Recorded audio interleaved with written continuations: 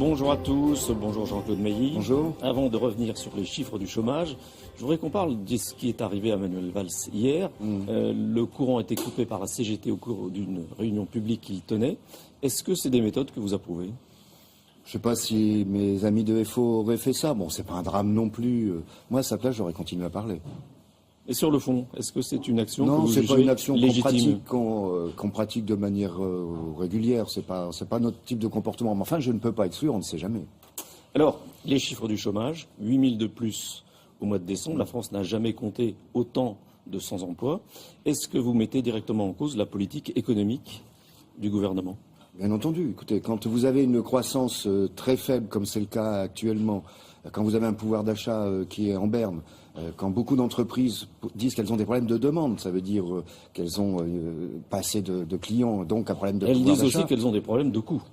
Oui, quand vous avez, ça c'est le patronat qui dit ça, plus que les entreprises, hein, d'une manière générale. Quand il y a les problèmes qu'il y a aujourd'hui au niveau européen, oui, quand on a une croissance anémiée, par définition, on le voit très bien, on a un chômage qui malheureusement augmente. Hein, et on ne peut pas attendre en permanence de l'extérieur sur le niveau de l'euro, sur les taux d'intérêt ou sur la baisse du prix du pétrole pour attendre que la croissance revienne chez nous. Donc oui, il y a un problème d'orientation économique suivi par le gouvernement.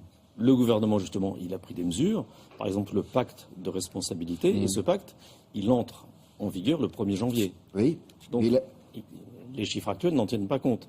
Est-ce qu'il ne faut pas un petit peu attendre pour juger? Non, mais la logique même du pacte de responsabilité n'est pas bonne, puisqu'elle accorde 41 milliards d'euros d'aides diverses aux entreprises sur 3 ans, avec 50 milliards d'euros de réduction des dépenses publiques et sociales. 50 milliards d'euros, ça va avoir un effet récessif. Tout le monde le dit, au moins à court terme. Donc non, c'est pas une bonne logique. Il faut rebooster l'économie, il faut redonner confiance également, de savoir où on va. Et là, c'est pas le cas. Est-ce que les entreprises ont les moyens de donner plus de salaire alors qu'on sait que leurs marges n'ont jamais été aussi faibles? Ça dépend des entreprises. Vous savez, les négociations salariales des entreprises diffèrent d'une entreprise à une autre. Il y a des entreprises où on arrive à négocier correctement, et il y a des entreprises où la situation est plus tendue. Mais les syndicats sont pas fous. Quand ils savent que leur entreprise a des difficultés, ils vont pas demander des hausses de salaire très fortes. Donc ça se discute entreprise par entreprise. Enfin, en plus, l'État donne pas l'exemple. Lui, il gèle les salaires des fonctionnaires depuis plusieurs années. L'autre arme du gouvernement, c'est la fameuse loi Macron, qui est discutée en ce moment à l'Assemblée nationale. Plus de souplesse, le travail du dimanche. Est-ce que ça vous paraît une mesure utile?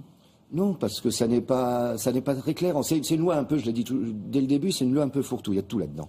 Hein, et avec une logique de fond qui est une logique libérale. Hein, il faut ouvrir les magasins le dimanche pour créer de l'emploi. C'est pas en faisant plus de croissance, c'est en ouvrant les magasins le dimanche. Personne n'est capable. Personne, vous m'entendez? Même le patronat le dit. Certaines organisations patronales réalistes, en tous les cas, disent qu'on ne peut mesurer l'effet emploi de l'ouverture des magasins le dimanche. Alors donc, il y a encore débat à l'Assemblée nationale. D'ailleurs, on a demandé à être reçu par les groupes. Hein, l'UMP nous a reçus. Le groupe socialiste, c'est compliqué avec M. Leroux, hein, je vous assure. Hein. Il dit, non, vous M. Leroux, c'est le président du groupe socialiste. Vous avez vu les rapporteurs, c'est pas la peine que vous soyez reçus par l'ensemble des députés. Il veut pas vous voir. Il veut pas qu'on s'exprime devant les députés, ce qui doit pas être très sûr de lui. Hein. Il craint qu'on convainc des députés. Enfin bref, c'est quand même pas très correct.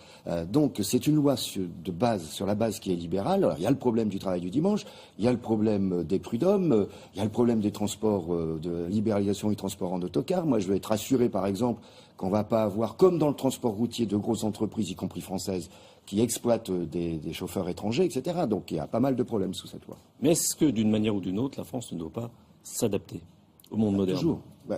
S'adapter toujours. Mais j'aimerais bien aussi que l'on sache, quand je dis on, y compris le président de la République, ce qu'il n'a jamais fait, tape du poing sur la table à Bruxelles pour avoir une modification des modalités de la construction européenne, dont on voit très bien que toute la zone euro est plombée aujourd'hui. Hein, donc il y a une responsabilité à la fois au niveau national, mais il y a une responsabilité aussi au niveau européen. Alors justement, au niveau européen, il y a eu les élections en Grèce. Est-ce que vous pensez que ce qui s'est passé en Grèce peut avoir un impact sur l'ensemble de l'Europe? En tous les cas, ça devrait avoir le mérite de poser le problème des modalités de la construction européenne, de poser le problème de la dette d'une manière ou d'une autre, à la fois pour la Grèce, où ils ont énormément souffert. Hein. Alors il y a des réformes à faire en Grèce sur la